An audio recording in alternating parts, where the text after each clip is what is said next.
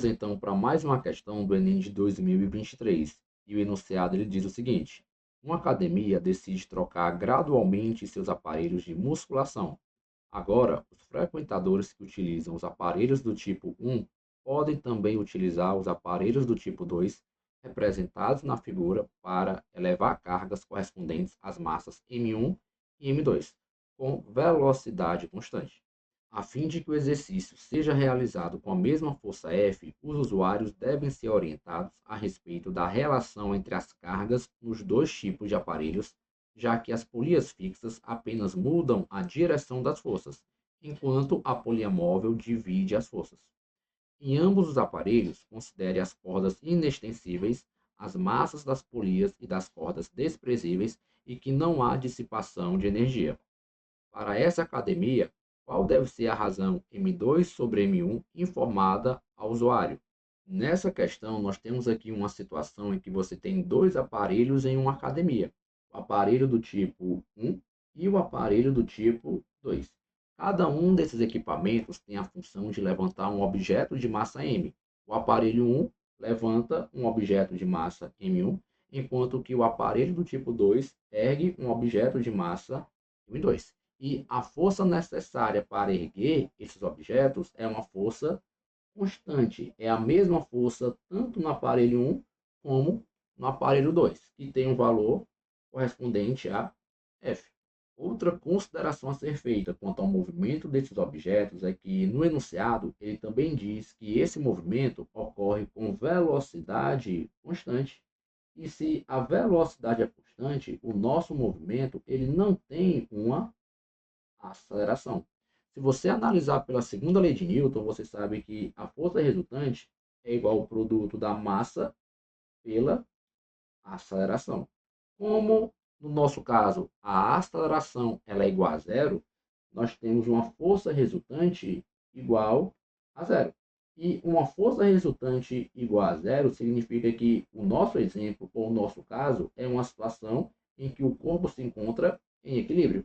Precisamos analisar agora cada aparelho de modo individual, porque nós necessitamos saber qual é o tipo de polia que cada aparelho desse utiliza. Logo, no aparelho do tipo 1, na primeira situação, você percebe que ali existem três polias do tipo fixa, em que a função delas nesse aparelho é apenas modificar a direção da força aplicada. E qual força você está aplicando? Ora, na corda você aplica uma força F.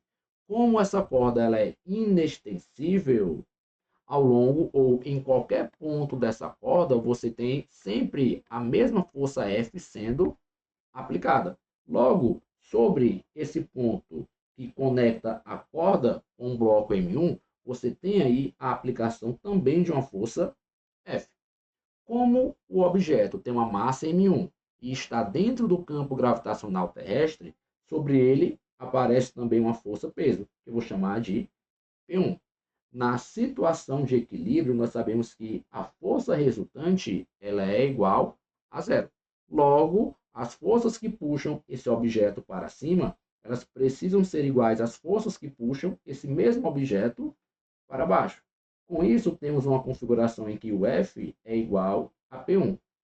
Lembrando que o peso de um corpo é o produto da massa pela gravidade, nós temos que essa força F ela é igual a M1 vezes a gravidade.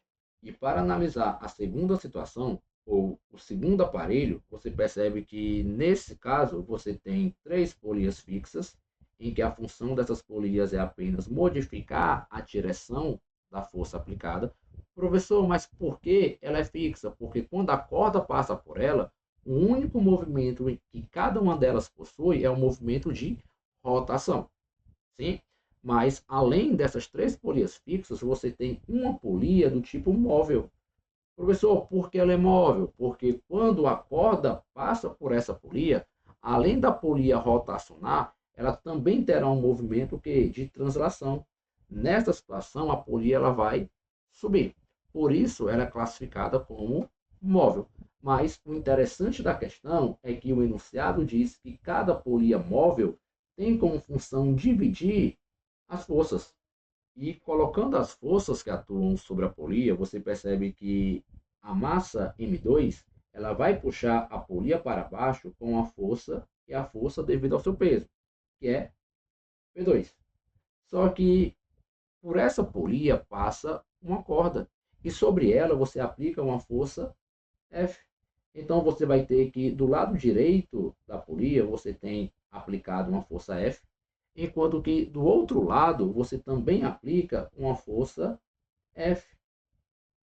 Ah, professor, então na situação de equilíbrio, para o aparelho 2 você tem que as forças que puxam a polia para cima, elas precisam ser iguais às forças que puxam a polia para baixo.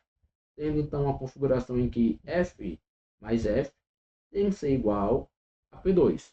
Ou você pode escrever que 2F é igual a P2. Lembrando que o peso é o produto da massa do objeto pela gravidade, você pode concluir que 2F é igual a M2 vezes G, ou ainda que o valor de F nessa nova situação é igual a M2 vezes a gravidade, tudo isso sobre quem, professor? Sobre 2. A questão, ela quer M2 sobre M1. Ela quer esse quociente. E para encontrar essa relação, nós vamos igualar o valor da força encontrada na primeira situação com o valor dessa mesma força na segunda situação, porque o enunciado diz que o valor de F é constante para os dois aparelhos. Com isso, nós temos que o valor de F na primeira situação vale quanto? M1 vezes G. Então, temos que M1 vezes G precisa ser igual ao valor de F na segunda situação, que é M2 vezes G, tudo isso sobre 2. Cancelando a gravidade de um lado e de outro e fazendo M2 sobre M1, nós temos que M2 sobre M1 dá 2. Temos um valor para essa razão igual a 2. E como item correto, nós temos o item D.